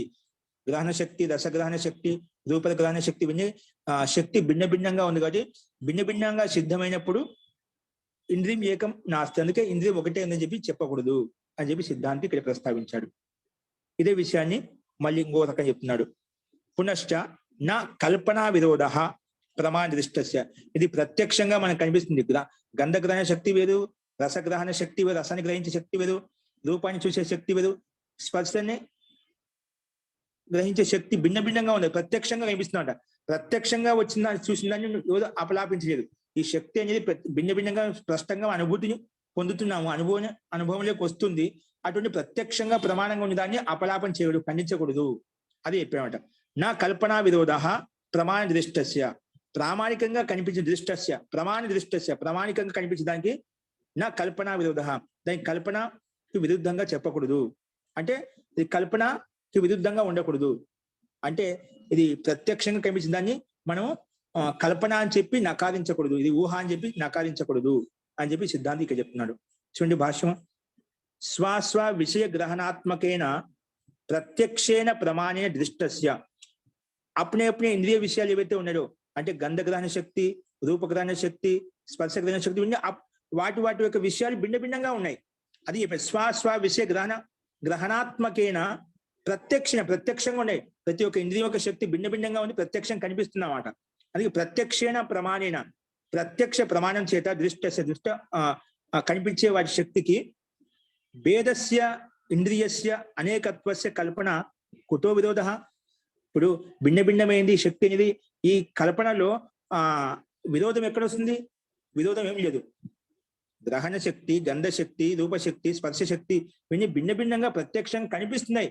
ఈ కల్పన, ఈ ప్రమాణ ప్రత్యక్షేణ ప్రమాణ దృష్ట, ప్రత్యక్ష ప్రమాణం కనిపించిన దానికి దృష్టస్య భేదస్య, కనిపించే భేదానికి దృష్టస్య భేదస్య ఇంద్రియస్య అనేకత్వస్య కల్పనయ, అనేకత్వం ద్వారా కల్పన అనేది కుతో విరోధ, విరోధం ఎక్కడ వస్తుంది? కాబట్టి విరోధం ఏం లేదు, ప్రత్యక్షంగా మనకి ప్రమాణం ద్వారా తెలుస్తుంది. కాబట్టి కుతో విరోధ, విరోధం ఎక్కడుంది? నా యుక్త, అందుకే యుక్తి సంగతం కాదు. ఇది కల్పన అని చెప్పి దాన్ని నకారించలేవు. ఇది కల్పన కాదు, యథార్థము, శక్తి భేదం భిన్న భిన్నం కనిపిస్తుంది. కాబట్టి తస్మాత్ నా ఏకం ఇంద్రియం, ఒకే ఇంద్రియం కాదు. కింటు యథా ఉక్తాత్ అన్య ఏకాదశ సంతి, యథా ఉక్తాత్ అన్య ఏకాదశ సంతి, అన్ని మొత్తం 11 ఇంద్రియాలు ఉన్నాయి. ఒకే ఇంద్రియం కాదు, 11 ఇంద్రియాలు స్వీకరించాలి. ఇవన్నీ మనకి ఇంద్రియాలన్నీ సూక్ష్మంగా ఉన్నాయి కాబట్టి ఇవన్నీ ఒకే ఇంద్రియం అని చెప్పి పూర్వపక్షి ప్రస్తావించడం లేదండి. ఇవన్నీ శక్తి భిన్న భిన్నంగా ఉంది. వాటి ప్రత్యక్షంగా అనుభవం ద్వారా ప్రత్యక్ష ప్రమాణం కనిపించే వాటిని అపలాపం చేయకూడదు, ఖండించకూడదు, ఈ కల్పన అని చెప్పి నిరాకరించకూడదు. విరోధం ఎక్కడ కూడా లేదు. కుతో విరోధ నా, అది విరోధం యుక్తి సంగతం కాదు. కాబట్టి తస్మాత్ నా ఏకం ఇంద్రియం, కాబట్టి ఒకే ఇంద్రియం కాదు. యథా ఉక్తాత్ అన్య ఏకాదశ సంతి, మంచి పైన చెప్పిన విధంగా ఏకాదశ అంటే 11 ఇంద్రియాలు ఉన్నాయి. అంటే పంచ జ్ఞానేంద్రియాలు, పంచ కర్మేంద్రియాలు, ఒకటి మనసు, ఈ 11 ఇంద్రియాలు మనం స్వీకరించాలి అని చెప్పి సిద్ధాంతి ఇక్కడ ప్రస్తావించండి. అస్తు, ఈ రకంగా అహంకారం చేత 11 ఇంద్రియాలు ఏర్పడ్డాయి, పంచ తన్మాత్రలు ఏర్పడ్డాయి అని చెప్పి నిరూపణ ఇంతకు సిద్ధాంతి ప్రస్తావించండి. దీంట్లో మధ్య మధ్య వచ్చిన ప్రశ్నలకు సమాధానం కూడా పూర్వపక్షి యొక్క ఆక్షేపాలకు సమాధానం సిద్ధాంతి ప్రస్తావించాడు. సో ఈ రకంగా మనం అహంకారం చేత పంచ తన్మాత్రలు 11 ఇంద్రియాలు ఏర్పడతాయని చెప్పి చూశాము. ఇప్పుడు తర్వాత మనసు గురించి చెప్తున్నాడు. 11 కదా, 10 ఇంద్రియాలు చూసాం. ఏంటివి? 10 ఇంద్రియాల గురించి చెప్పుకున్నామాట. 10 ఇంద్రియాల గురించి చెప్పుకున్నాం, అంటే పంచ జ్ఞానేంద్రియాలు, పంచ కర్మేంద్రియాల గురించి చెప్పుకున్నాం. ఇప్పుడు నెక్స్ట్ ఏంటి? 11 మనసు. ఆ మనసు గురించి చెప్తున్నామాట. ఏంటి? ఆ మనసు గురించి చెప్తున్నా ఇక్కడ.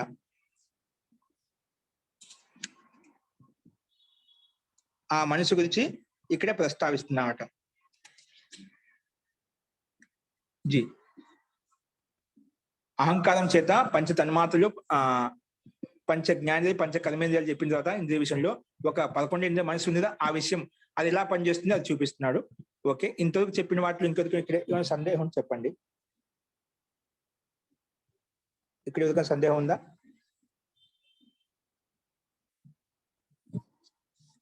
అస్తు, చూడండి 26వ సూత్రం చూడండి.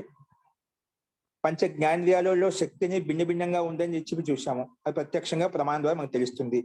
అందుకే ఇంద్రియాలు 10 ఉన్నాయి, 11 తెలుసుకోవాలి. అందులో 11 ఇంద్రియ మనసు. అదేంటి చెప్తుంది? ఉభయాత్మకం చ మనః, ఉభయాత్మకం చ మనః. ఈ మనసు ఉభయాత్మకం అంటే పంచ జ్ఞానేంద్రియాలతో ఉంటుంది, పంచ కర్మేంద్రియాలతో ఉంటుంది. ఉభయాత్మకం, జ్ఞానేంద్రియాలతో యుక్తం అవుతుంది, పంచ కర్మేంద్రియాలతో యుక్తం అవుతుంది. అందుకే ఉభయాత్మకం చ మనః. చూడండి ఇక్కడ మనస్తు ఉభయాత్మకం. ఉభయాత్మకం అంటే భాష చూడండి. మనస్తు ఉభయాత్మకం, మనహతు ఉభయాత్మకం. ఏంటి ఉభయాత్మకం అంటే? కర్మేంద్రియ జ్ఞానేంద్రియానుగతం. కర్మేంద్రియాలతో జ్ఞానేంద్రియాలతో అనుగతంగా ఉంటుందన్నమాట. కర్మేంద్రియాలకు సహాయం చేస్తుంది, జ్ఞానేంద్రియాలకు సహాయం చేస్తుంది. ఎప్పుడు ఏ ఇంద్రియం ఎక్కడ ప్రేరేపిస్తే ఆ మనసు అక్కడ పనిచేస్తుందన్నమాట. ఇంద్రియాన్ని అనుసరిస్తూ ఉంటుంది ఈ మనసు అనేది, అందుకే అనుగతంగా ఉంటుంది. కర్మేంద్రియ జ్ఞానేంద్రియ అనుగతం ఈ మనసు అనేది కర్మేంద్రియాలు జ్ఞాన అనుగతంగా ఉంటుంది, అంటే అనుసరిస్తూ ఉంటుంది. అందుకే ఉభయత్ర ప్రవృత్తి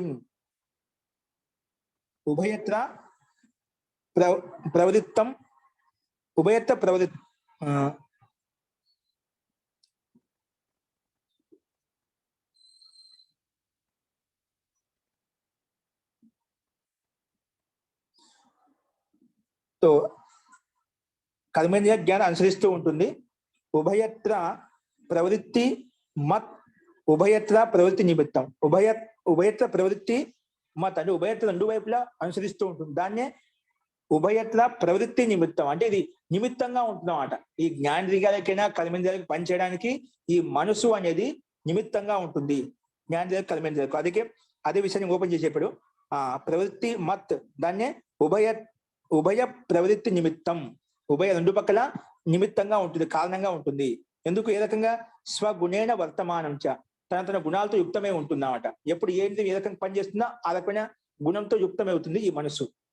ఏ ఇంద్రియం ఏ గుణంతో యుక్తం అవుతుందో ఆ ఇంద్రియ గుణాత్మకంగానే ఈ మనసు పనిచేస్తూ ఉంటుంది అన్నమాట. అందుకే స్వగుణేన వర్తమానం చ ఉక్తం. దీని విషయాలు చెప్పుకుని ఏం చెప్పాం? యథా ఏకాదశం మనో జ్ఞేయ స్వగుణేన ఉభయాత్మకం. మనం మనస్ఫూర్తిలో పైన చెప్పుకున్నాం కదా ప్రారంభంలో. ఉక్తం యథ ఏ విధంగా చెప్పబడింది. ఏకాదశం మనః ఇది 11 ఇంద్రియము మనస్సు అని చెప్పి తెలుసుకోవాలి. స్వగుణేన ఉభయాత్మకం తన గుణం చేత రెండు వైపులా అనుసరిస్తూ ఉంటుంది. జ్ఞానేంద్రియాలతోటి కర్మేంద్రియాలతోటి అనుసరిస్తుంది కాబట్టి ఉభయాత్మకం మనః అని చెప్పి ఇక్కడ సిద్ధాంతి ప్రస్తావించాడు. ఈ మనసు ఇంద్రియాలతో కర్మేంద్రియాలతో అనుగతంగా ఉంటుంది, జ్ఞానేంద్రియాలతో అనుగతంగా ఉంటుంది అని చెప్పి సిద్ధాంతి ఇక్కడ ప్రస్తావించాడు. ఇదే విషయాన్ని పుష్టి కోసం నెక్స్ట్ 20వ సూత్రం చూడండి. తస్య స్వగుణేన వర్తమానత్వం వివ్రియతే. ఈ మనసు తన గుణంతో ఉంటుంది అని చెప్పడానికి దీనికి వివరంగా మళ్ళీ ఇక్కడ ప్రస్తావిస్తున్నారు. స్వగుణేన వర్తమానత్వం, మనసు తన గుణంతో యుక్తమై ఉంటుందనే విషయాన్ని ఇక్కడ వివరిస్తున్నాడు, వ్యాఖ్యానిస్తున్నాడు. ఏంటిది? గుణ పరిమాణ భేదాత్ నానాత్వం అవస్థావత్. గుణ పరిమాణ భేదాత్ నానాత్వం అవస్థావత్. జీ గుణ పరిణామ అండి, గుణ పరిమాణ కాదు పరిణామం. జీ గుణ పరిణామ భేదాత్ గుణ పరిణామ భేదాత్ పరిమాణం చెప్పిన ఫస్ట్. గుణ పరిణామ భేదాత్ నానాత్వం అవస్థావత్ ఏం చెప్పాడు? అదే విషయం చెప్తున్నాడు. గుణం అంటే ఏమిటి ఇక్కడ? అది సత్వగుణం, రజోగుణం, తమగుణం తీసుకోవాలి, చూద్దాం భాష్యంలో. గుణ పరిణామ భేదాత్ నానాత్వం అవస్థావత్ అని దృష్టాన్ని చూపించాడు. అదే చూద్దాం. అంటే గుణంలో సత్వగుణము, రజోగుణం, తమగుణంలో భిన్నంగా పరివర్తన చెందుతూ ఉంటాయి కాబట్టి, మార్పు చెందుతూ ఉంటాయి కాబట్టి ఇక్కడ నానాత్వం అంటే ఈ మనసు అనేక రకాలుగా పనిచేస్తూ ఉంటుంది అంట. దశ ఇంద్రియాలు కదా భిన్న రకాలుగా పనిచేస్తూ ఉంటుంది. అందుకే నానాత్వం అవస్థావత్ అని చెప్పి ఇక్కడ సిద్ధాంతి మహర్షి కపిల్ మహర్షి రకంగా సూత్రంలో చెప్పారు అనమాట. అదే ఇక్కడ భాషించండి. గుణ పరిణామ భేదాత్ నానాత్వం అవస్థావత్. భాషించండి. సత్వ రజస్తమసాం గుణానాం పరిణామ భేదాత్. సత్వగుణము, రజోగుణము, తమోగుణం యొక్క గుణాలు ఏవైతే ఉన్నాయో వాటికి పరిణామ భేదాత్, పరిణామం వాటి యొక్క గుణాల్లో పరిణామం చెందుతూ ఉంటాయి కదా. పరిణామ భేదాత్ కలు మనసో నానాత్మ. ఈ మనసు నానాత్మంగా ఉంటుంది, అంటే భిన్న గుణాలతో యుక్తమై ఉంటుంది. ఇప్పుడు చెప్పాను కదా, ఏ ఇంద్రియం ఏ గుణంతో యుక్తం అవుతుందో మనసు ఆ ఇంద్రియంతో ఆ గుణంతో యుక్తమైపోతుందన్నమాట. అందుకే ఆ రకంగా మనసు ఒకటైనప్పుడుగా నానాత్వం కనిపిస్తుందన్నమాట. ఒకే మనసే కానీ భిన్న గుణం కర్మల స్వభావాల చేత భిన్నంగా నానాత్వంగా అనేక రకాలు కనిపిస్తుంది. అందుకే మనసు నానాత్వం భవతి. ఏ రకంగా అంటే సాత్వికం మనః, ఒకసారి సాత్వికమైన మనసు ఉంటుంది. రాజసం మనః, ఒకసారి రజోగుణంతో యుక్తమైన మనసు ఉంటుంది. తామసం మనః, ఒకసారి తమో గుణంతో యుక్తమైన మనసు ఉంటుంది. మనం చూస్తూనే ఉంటాం. ఒకసారి సాత్వికమైన మనసు ఉంటుంది, ఒకసారి రజోగుణంతో చాంచల్యమైన మనసు ఉంటుంది, ఒకసారి తమో గుణంతో యుక్తమైన మనసు ఉంటుంది. అందుకే తామసం మనః. అదే విషయం చెప్పాడు. ఉక్తం చ పూర్వమపి, ముందుకు చెప్పుకున్నాం. ఉక్తం చ ఏం చెప్పాం? పూర్వమపి సాత్వికం ఏకాదశకం ప్రవర్తతే వైకృతాద్ అహంకారాత్. ముందు చెప్పున్నాయి 18 సూత్రంలో. ఈ సాత్వికది, ఈ మనసు ఏంటి, సత్వగుణ ప్రధానమైంది అన్నమాట. అందుకే సాత్వికం శుద్ధమైంది. ఉక్తం చ పూర్వం, ముందుకు చెప్పుకున్నాము. ఏం చెప్పుకున్నాం? సాత్వికం ఏకాదశకం, ఈ 11 ఇంద్రియం సాత్వికమైంది, సత్వగుణ ప్రధానమైంది. సాత్వికం ఏకాదశకం ప్రవర్తతే. ఎక్కడి నుంచి? వైకృతాద్ అహంకార, అహంకారం అనే తత్వం చేత ఈ 11 ఇంద్రియం ఉత్పన్నమైంది అని చెప్పుకున్నాం అక్కడ 18 సూత్రంలో. తచ్చ మనసు, ఆ మనసు నానాత్వం అవుతుంది. ఆ మనసు ఇక్కడ నానాత్వం అనేక రకాలుగా ఉంటుంది. ఒక్కొక్క గుణం చేత యుక్తం అంటే భిన్న భిన్న ఇంద్రియాలు ఉన్నాయి కాబట్టి భిన్న భిన్న ఇంద్రియాల చేత యుక్తమైనప్పుడు నానా రకాలుగా నానా విధాలుగా కనిపిస్తూ ఉంటుంది. అందుకే నానాత్వం భవతి. ఎలాగా అంటే దానికి ఎగ్జాంపుల్ చెప్తుంది. యథా దేహస్య, దేహం అంటే శరీరానికి బాల్యత్వము, యవనత్వము, జర వృద్ధత్వము, బాల్య యవన జర రూపం అవస్థాత్రయం. ఇక్కడ ఈ విధంగా మన ఈ శరీరానికి బాల్యత్వము, యవనావస్థము, ప్రౌఢావస్థ విధంగా అవస్థలో విధంగా మార్పులు వస్తున్నాయో అలాగే ఇక్కడ కూడా మన గుణాలను బట్టి ఒకసారి సత్వగుణం ప్రధానంగా ఉన్నప్పుడు సాత్విక మనసు ఉంటుంది. రజోగుణ ప్రధానమైనప్పుడు రజోగుణ ప్రధానమైనటువంటి మనసు ఉంటుంది. తమో గుణంతో యుక్తమైనప్పుడు తమో గుణ మనసు ఉంటుంది. అది అవస్థావతి. ఈ విధంగా శరీరంలో బాల్యావస్థ, యవనావస్థ, జరావస్థ అంటే వృద్ధావస్థ విధంగా రూపం అవస్థాత్రయం, ఈ రూప అవస్థాత్రయం 3 దాకా ఏం కనిపిస్తాయో అక్కడ కూడా మనం అర్థం చేసుకోవాలి అని చెప్పి ఈ సూత్రం యొక్క అభిప్రాయం చెప్పారు. ఇదే విషయాన్ని విజ్ఞాని భిక్షు భాషని భిన్నంగా చెప్పాడంట. అది చెప్తున్నాడు. విజ్ఞాని భిక్షు భాష్యే సూత్రమిదం అన్యతా అర్థాపితం. ఈ సూత్రాన్ని అన్యథా విధంగా అర్థం చెప్పాడంట. ఏం చెప్పాడు? మనోవిషయ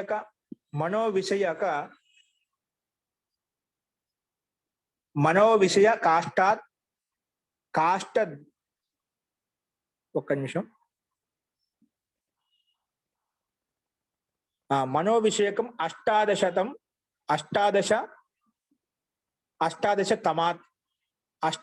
తమాత్ సూత్రాత్ అంటే 18 అంటే 18 సూత్రం చెప్పబడింది అనమాట.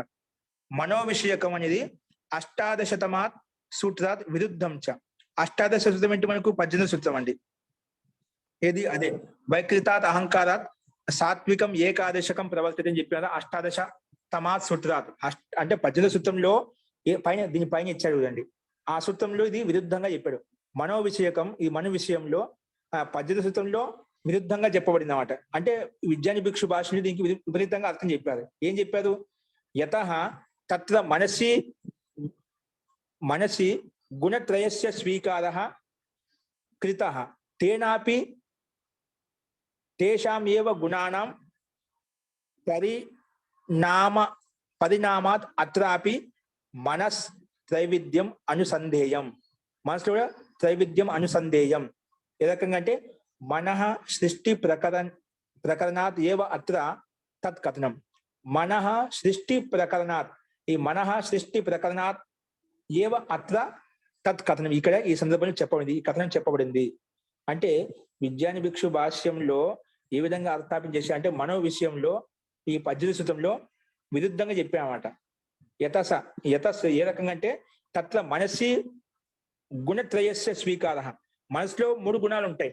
గుణత్రయస్య స్వీకార కృత తేనాపి, దాని ద్వారా కూడా తేషామేవ గుణానం పరిమాణాత్ అత్రాపి మనస్త్రైవిధ్యం అనుసంధేయం. ఇక్కడ మనసు విషయంలో కూడా అదే విధంగా అర్థం చేసుకోవాలి అని చెప్పి దాన్ని భిన్న రకంగా ఇక్కడ వ్యాఖ్యానించి చెప్పాడు.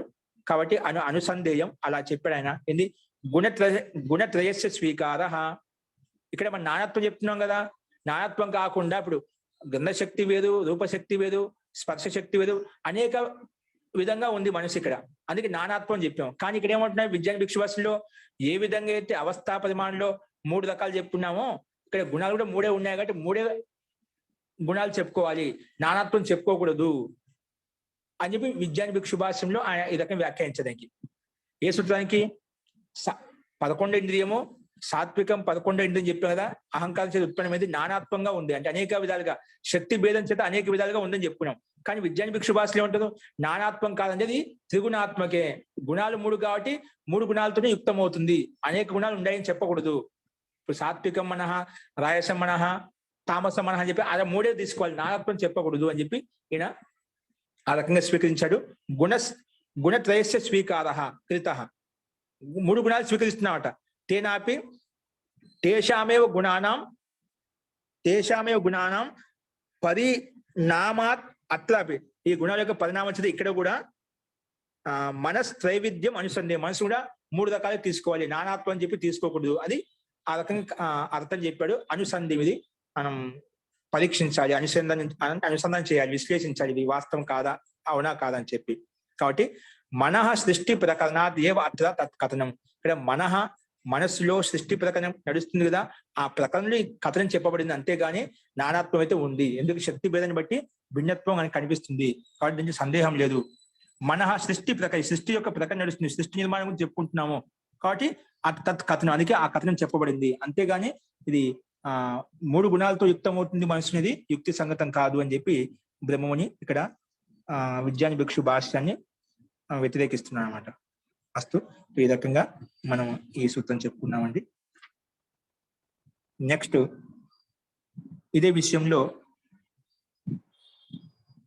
ఈ మనసు గురించి ధర్మ వర్ణనం అనంతరం ఇంద్రియానం ధర్మాహ, ఇంద్రియ ధర్మాలు ఏమంటో అవి ప్రదర్శించబడతాయి. ఈ మనసు యొక్క ధర్మాలు చెప్పిన తర్వాత ఇంద్రియ యొక్క ధర్మాలు ఏంటి, ఇప్పుడు మనసు యొక్క ధర్మాలు ఈ రకంగా ఉంటుంది, అన్ని ఇంద్రియాలతో యుక్తం అవుతుంది చెప్పుకున్నాం. అలాగే ఈ ఇంద్రియం యొక్క ధర్మాలు ఏంటి అనేది మనం రేపు చూద్దామండి. అస్తు, ఇప్పుడు చెప్పిన దాంట్లో ఎవరికైనా సందేహం ఉందండి?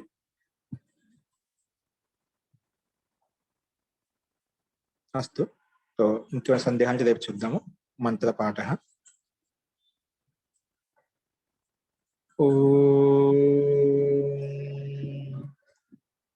సర్వే భవంతు సుఖినః, సర్వే సంతు నిరామయాః, సర్వే భద్రాని పశ్యంతు, మా కశ్చిద్ దుఃఖభాగ్ భవేత్. ఓం శాంతి శాంతి శాంతి. సర్వేభ్యో నమః. అందరికీ నమస్కారం అండి. నమస్తే మహోదయ. నమస్తే ఆచార్య. ధన్యవాదాలు మహోదయ. నమస్తే సార్. ధన్యవాదాలు. సర్వేభ్యో నమః.